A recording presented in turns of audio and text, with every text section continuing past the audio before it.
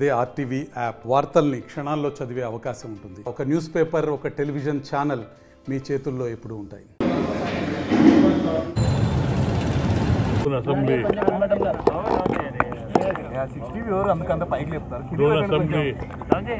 Telugu Desam, Janasena, BJP బలపరిచిన అభ్యర్థిగా మీ ఆశీర్వాదాలతో, మీ ప్రేమతో స్వచ్ఛందంగా వచ్చిన ఓటర్ మాస్టర్ల కార్యకర్తల మీ సహకారంతో, మీ దీవెనతో నేను నామినేట్ చేశాను.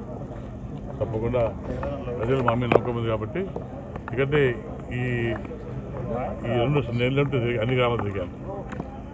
చాలా గ్రామాల్లో నీరు సమస్య ఎక్కువ ఉంది. నీరు సమస్య ప్రతి గ్రామం అయిపోయినా కానీ ఆడవాళ్ళు సార్ మాకు నీళ్ళు కావాలి, నీళ్ళు పెద్ద ఎత్తున అడుగుతున్నాం.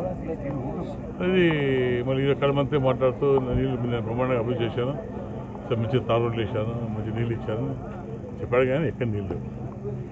ఎప్పుడు మాత్రం స్కీమ్స్ చూపిస్తారు. తాగునీళ్ళకు 250 కోట్లు పెట్టాడు, కానీ కంప్లీట్ కాదు. ఎక్కడ నీళ్ళు లేవు. కంప్లీట్ రోడ్డు తోగాడు. ఊళ్ళలో రోడ్లు లేవు, చాలా ఇబ్బంది ఉన్నాయి. కాబట్టి ప్రజలు నమ్మకంతో నన్ను గెలిపిస్తారని చెప్పారు. తప్పకుండా గెలిచాక వాళ్ళ కష్టాలు ఫస్ట్ ప్రయారిటీ తాగునీరు, తర్వాత పిల్లల భవిష్యత్తు ఇవన్నీ కూడా దృష్టి పెట్టుకొని తప్పకుండా వాళ్ళతో ఉండి గతంలో చేశాం.